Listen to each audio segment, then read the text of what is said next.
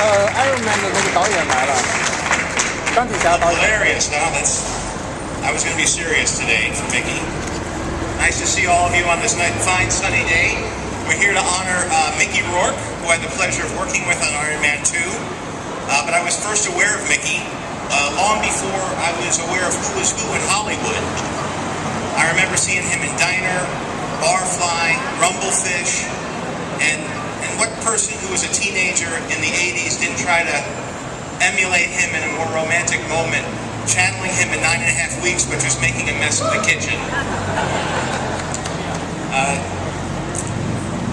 Mickey took a break from acting there for a while to be a boxer, and it was during that hiatus of his life as an actor that I first worked with him.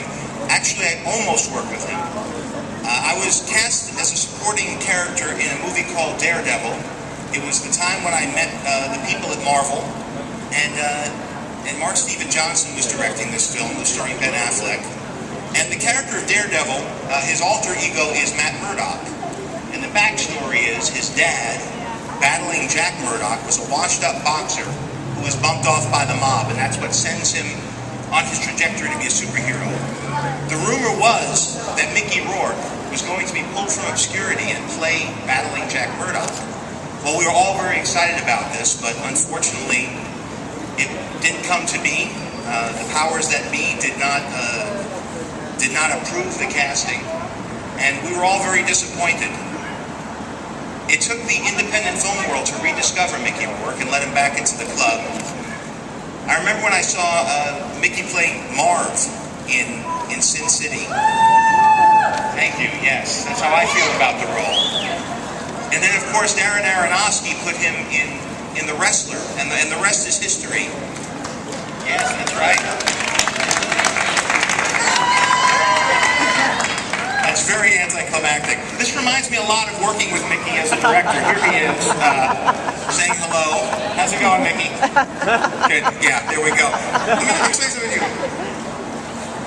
Everybody knows his performances are explosive, right? But just like working with high explosives, you have to treat him with patience, with soft hands, and once the charge is set into place, he'll do something beyond your wildest expectations. He doesn't care if you leer, you gawk, you laugh, or you're brought to tears, as long as his performances rivet you. And I have to say that Mickey Rourke is a one-man circus. He's a high-wire act. Sometimes he plays the clown. Sometimes he's the lion tamer, but he's always the ringmaster. And he's a guy that I will always cherish being friends with. Getting to know, how am I doing so far, Mickey? All right? So far, so good? So I will say this in closing. Mickey throws his body and soul into all of his performances. Clearly, from a young age, he has had tremendous talent, but it is truly Mickey's vulnerability and raw and painful humanity that make his performances so memorable.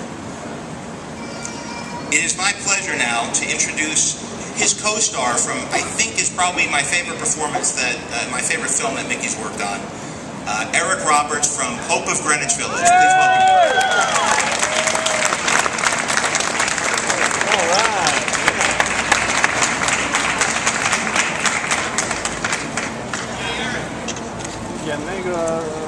I've known Mickey a long time. 蝙蝠侠里面的那个坏 This could be a long introduction. Just kidding. I'm here today to speak about my friend, the amazing actor and very spirited Mickey Rourke. Some of you may remember, and I will never forget, a time that Mickey was on stage at the Spirit Awards. It was last year, if I'm wrong correctly. He was at the Spirit Awards and most definitely not there to talk about me yet.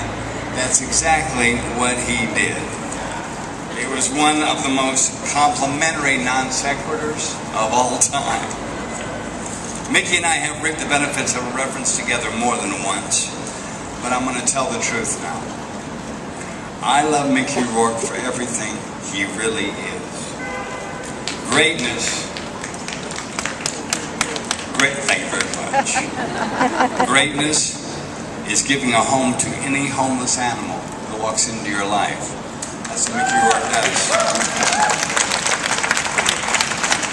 Greatness is not having to look deep into your past to find your best work, but also being able to find greatness as far back as the work itself goes. That's my Mickey. He is an actor with immortal talent. Mickey Rourke.